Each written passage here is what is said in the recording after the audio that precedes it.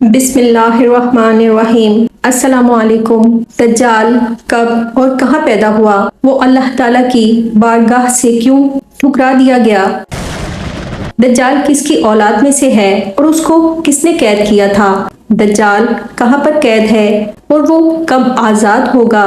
یہ ایسے سوالات ہیں کہ جن کی تلاش ہم میں سے ہر کسی کو رہتی ہے۔ آج انہی اہم سوالات کے جوابات قرآن و حدیث کی روشنی میں جاننے کی کوشش کریں گے۔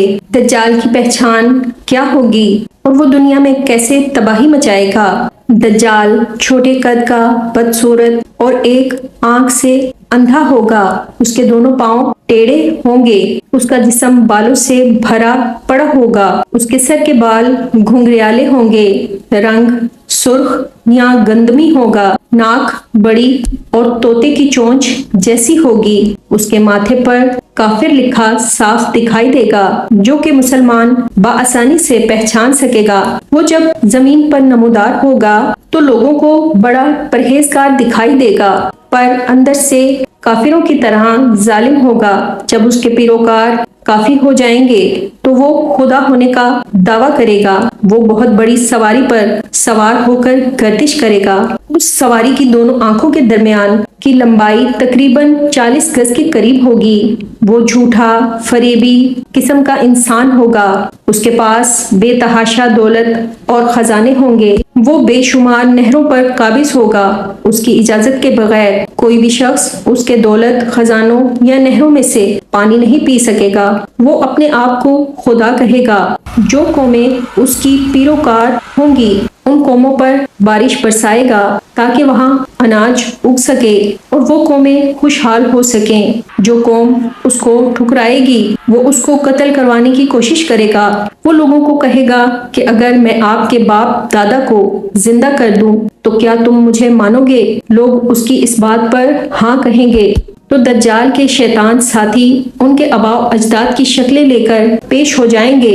اس طرح کافی لوگ اپنے ایمان سے ہاتھ دھو بیٹھیں گے۔ اس طرح کی تسلیاں دے کر وہ لوگوں کو اپنا گرویدہ بنانے کی کوشش کرتا رہے گا۔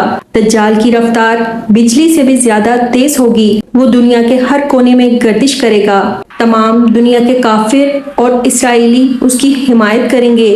وہ مسلمانوں کو گمراہ کرنے کی ہر ممکن کوشش کرے گا، لیکن وہ ہر جگہ ذلیل و خوار ہی ہوگا۔ وہ مکہ مکرمہ میں داخل ہونے کی کوشش کرے گا، پر اس کو وہاں داخل ہونے کی اجازت نہیں ملے گی۔ آخر کار وہ مکہ میں ذلیل و خوار ہو کر مدینہ کی طرف رخ کرے گا۔ اس وقت مدینہ منورہ کے 7 دروازے ہوں گے۔ ہر دروازے پر اللہ تعالیٰ کی طرف سے ایک فرشتہ مقرر کر دیا جائے گا جو دجال کو مدینے میں گھسنے نہیں دے گا۔ وہ اپنی ہر کوشش کے باوجود ناکام ہو جائے گا۔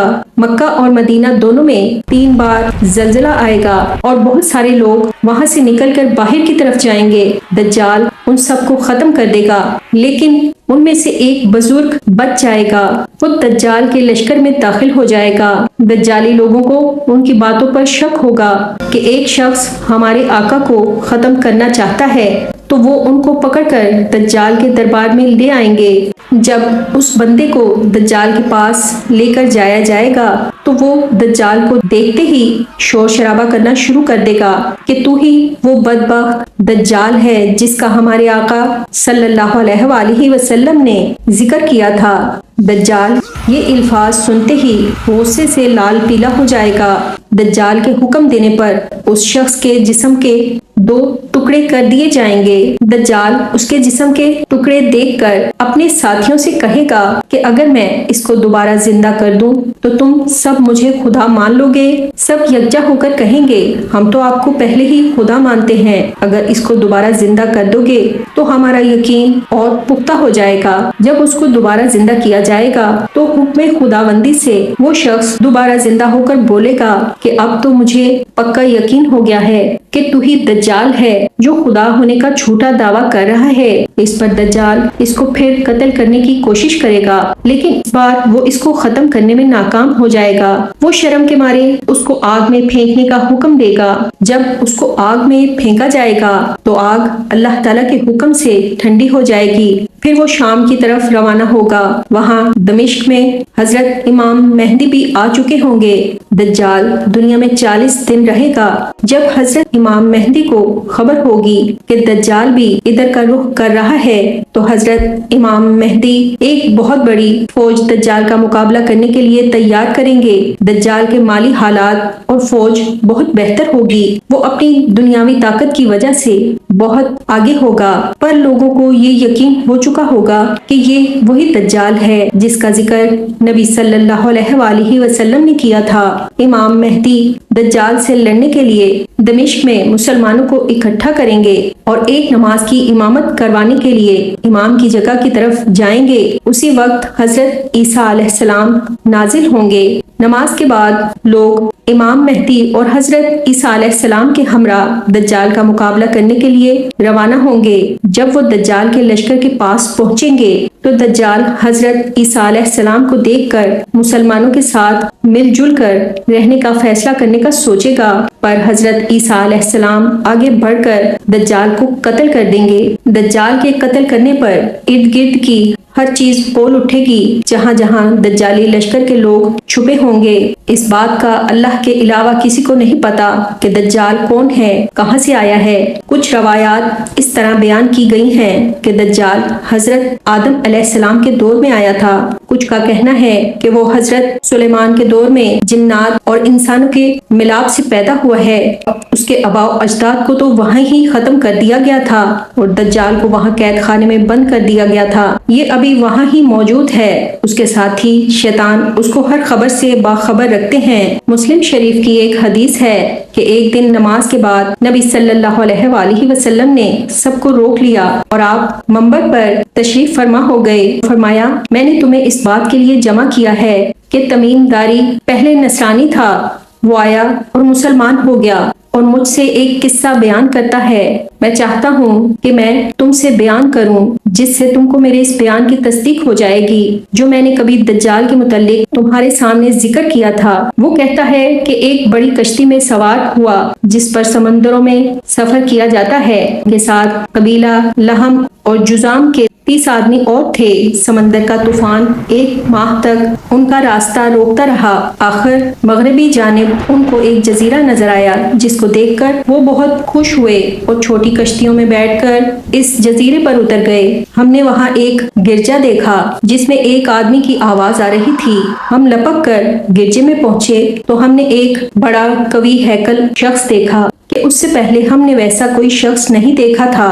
اس کے ہاتھ گردن سے ملا کر اور اس کے پیر گھٹنوں سے لے کر ٹخنوں تک لوہے کی زنجیروں سے نہایت مضبوطی سے جکڑے ہوئے تھے۔ ہم نے کہا، تیرا ناس ہو، تو کون ہے؟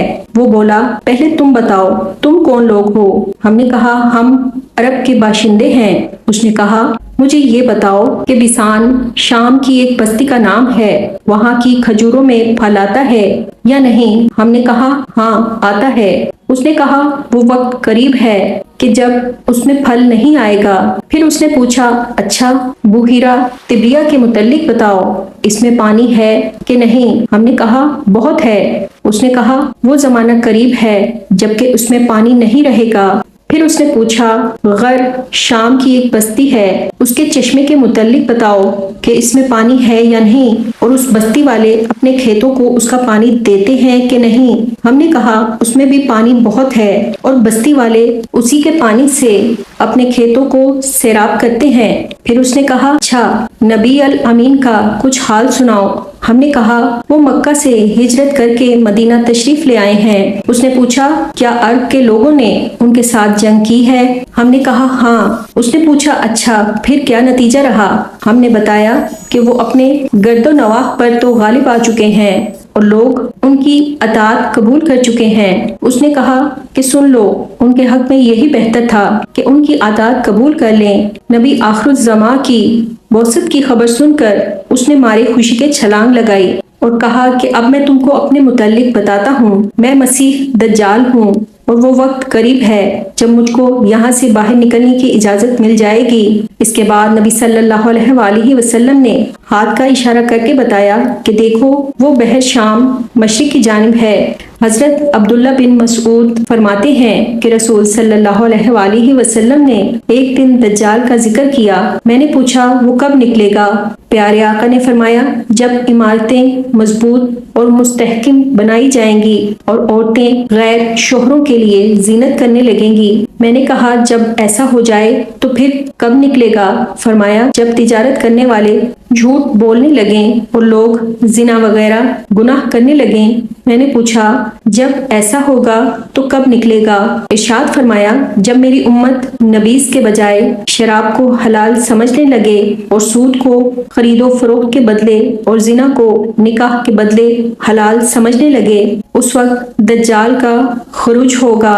امام زرقانی لکھتے ہیں کہ دجال ایک ایسا فتنہ ہے کہ جسے اللہ تعالیٰ نے تب پیدا فرما دیا تھا کہ جب حضرت آدم علیہ السلام جنت سے نکالے گئے تھے، یہ بھی بنا ماں باپ کے پیدا کیا گیا ہے۔ نبی صلی اللہ علیہ وآلہ وسلم نے فرمایا کہ جس نے سورہ کہف کی ابتدائی 10 آیات حفظ کر لیں اور ان کا ورد کرتا رہا تو وہ دجال کے فتنے سے محفوظ رہے گا۔ اللہ تعالیٰ سے دعا ہے کہ اللہ پاک اپنے نبی پاک کے صدقے ہمیں دجال کے اور قیامت تک آنے والے تمام چھوٹے بڑے فتنوں سے محفوظ رکھے اور جنت کا راستہ آسان بنا دے۔ آمین۔